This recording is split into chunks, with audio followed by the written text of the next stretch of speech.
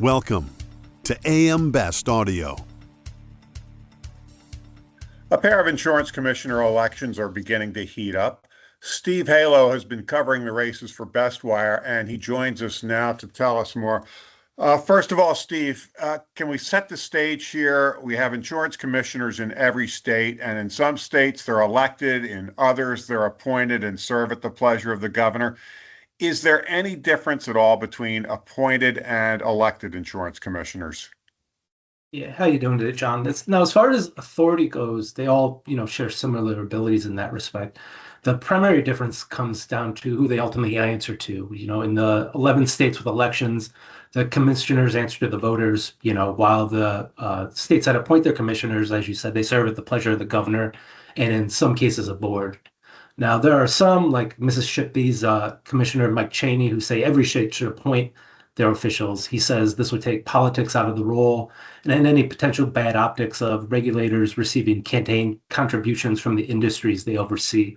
Now, interesting to note, Mississippi is a state that elects its commissioner.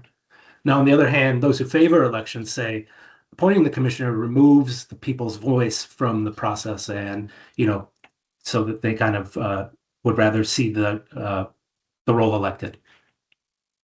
So we have two states that will have an election for commissioner this year, Oklahoma being one of them, and their primary election is June 16th. What can you tell us about who's running there, Steve? So Oklahoma's race has drawn a pool of candidates that have all worked in the insurance industry or in adjacent industries in some way. And they're hoping to replace sitting Commissioner Glenn Mulready, who is term limited this year. Now, among the four Republican candidates, half have experience in state or local government as well. This includes Marty Quinn, who previously served as the State Senate Insurance Committee chair. Now, the Democrat field is much narrower in Oklahoma, with Craig McIntyre as the sole candidate from the party. He told me that he had initially dismissed thoughts of running due to family issues, but changed his mind as the candidate filing deadline approached, as no Democrat or independent had entered the race. He said half the state's voters are registered as Republican, and that would mean the remaining, half of voters would potentially have no voice in any kind of future regulation. Customize your data experience.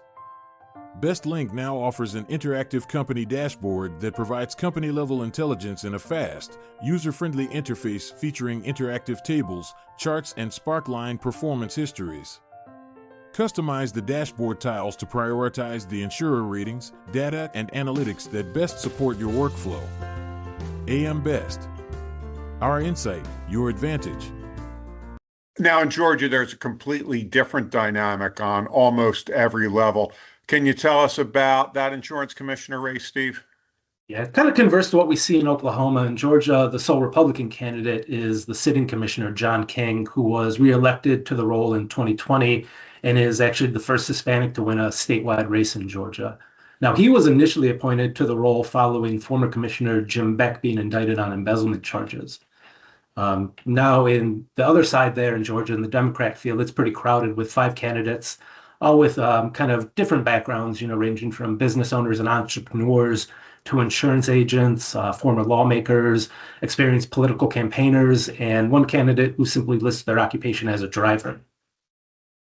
Steve, will there be any other states with insurance commissioner elections this year?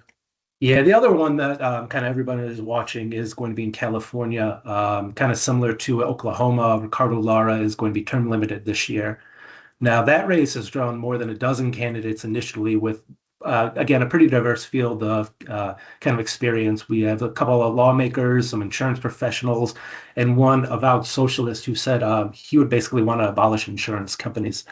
Now, more realistically, though, the candidates in California are attempting to woo voters with messages of, improved affordability, reducing reliance on the state's FAIR plan, and kind of improving pre- and post-disaster responses.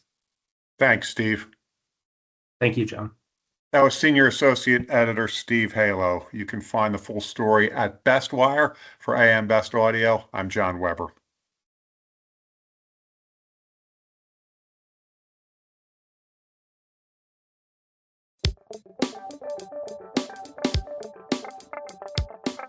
Looking to get the full attention of the insurance industry?